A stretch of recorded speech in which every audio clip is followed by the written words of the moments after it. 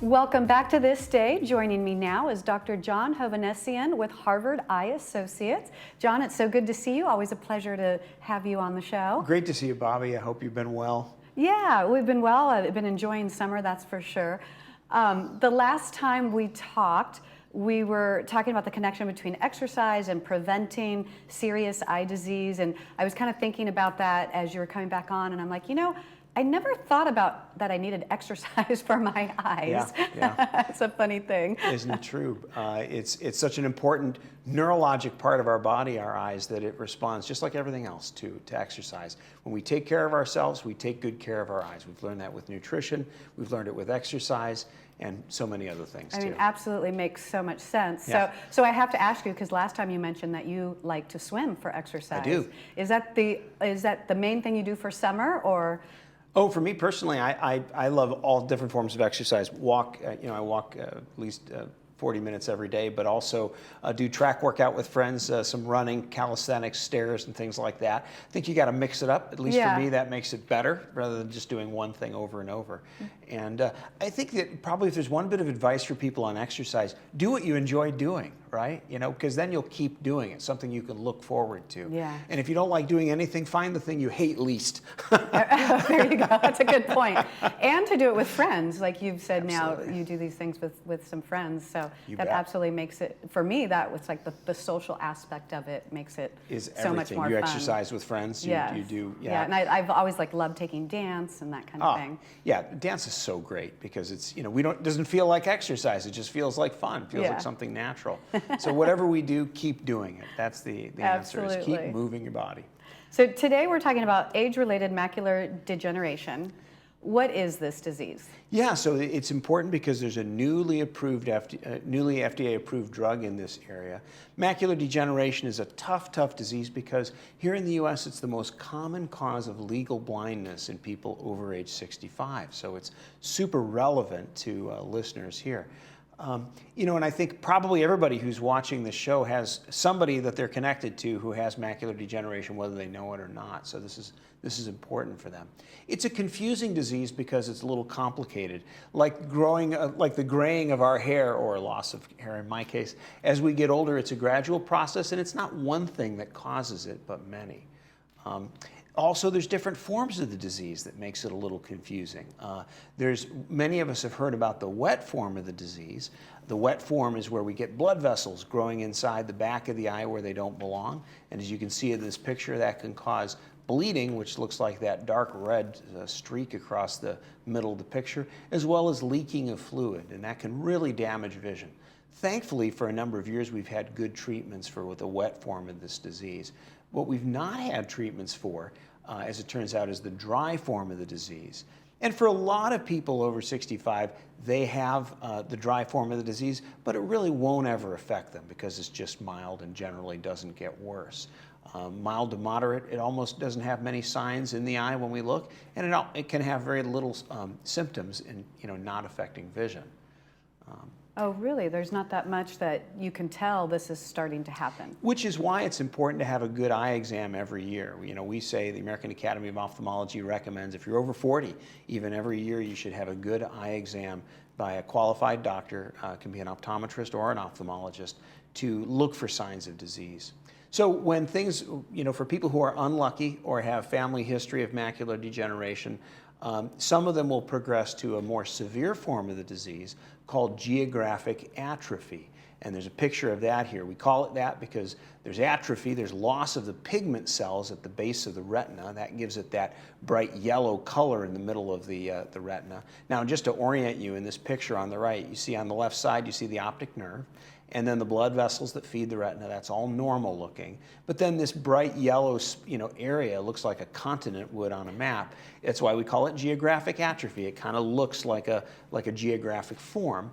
That's abnormal, and that's the severe form of dry AMD, and it's the form that we have a new drug for.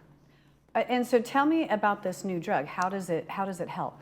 Yeah, so it's not the first drug for this form of the disease, it's actually the second. And we talked about this topic before you came to the station, Bobby, so you weren't here for that, but it was back in April.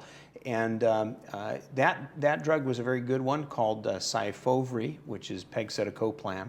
I love saying these names. They're fun. It's pegcetacoplan. Say that 3 times fast.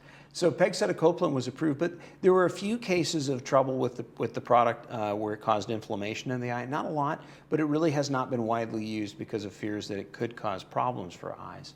A new drug was recently approved that is got another great name, and that is avacincaptad-pegol, and the trade name for it is Izervay, I-Z-E-R-V-A-Y. And that drug is now, has been proven safe and effective, and we've not seen any safety issues with it so far. And it addresses the same problem of dry macular degeneration. So, now, is there anything that you can do to prevent this from happening? Yeah, that's a great question. And if you have family history, or or you're just concerned about getting macular degeneration, probably 3 things you should do. 1, never smoke. Because smoking certainly is associated with this disease. Number 2, wear some sunglasses when you're outdoors, certainly on bright days. Protect your eyes from excess UV light, because that contributes to macular degeneration. And number 3, eat a salad every day and eat fish probably twice a week. If you're not into, if you don't eat animal products, you can have nuts and other things that provide omega-3 fatty acids. That's what seems to be protective nutritionally. Yes, you can take vitamins. They're expensive vitamins for this. You don't need to spend a lot of money to have good protection from a nutritional standpoint. But those 3 things probably make the biggest difference. Well, interesting. I was going to say that they say a diet high in omega-3 fatty acids, things like salmon, tuna, walnuts, that this can maybe lower the risk of this disease. Absolutely. So how do you know that you have a diet high in these things? Like, I have salmon once a week, tuna maybe every other week. Yeah. How do you know you're getting enough? Yeah, so I mean, I eat walnuts every morning, sort of part of the breakfast, and that's a great non-animal product way to get some good omega-3s. About 2 to 4 walnuts in a day is a full day's dose of omega-3s. Eating fish twice a week gives you pretty much a good overall dose of omega-3s. More is not bad, but more is not always necessary. And avoid processed foods that have a lot of products in them that are oxidative, that cause oxidative stress to the body. So refined sugars and and highly processed foods. Like they say, shop the supermarket around the perimeter, not in the center, right? That's where the stuff that's good for you is. I have heard that for years, absolutely. Yeah. And so you mentioned sunglasses. Like, does it matter a certain lens in the sunglasses? Yeah, that's a great question. You don't need to spend a fortune on sunglasses to have good protection. What you need is UV protection, and a lot of better made sunglasses will show that they block 100% of UV rays. And you need something that fits well and wraps around a little bit so it gets the side, so you don't have a lot of side exposure to UV. And then something you're willing to wear, something that you don't mind putting on your face when you're outdoors when it's bright.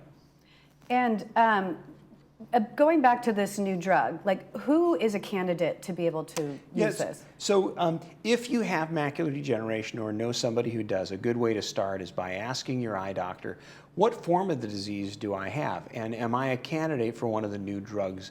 You can know the name Izervay if you'd like, or you can know avacincaptad-pegol. You can say that to your doctor and impress him. Sounds like a dinosaur. Or her. Yes, that's right. That's one of the raptor family, isn't it? The avacincaptad-pegol. So that's probably the best way to find out. If you know you have geographic atrophy, then you probably are a candidate, and it's time to talk to your doctor about that. And if you don't see a retina specialist, you probably should. This is a great time.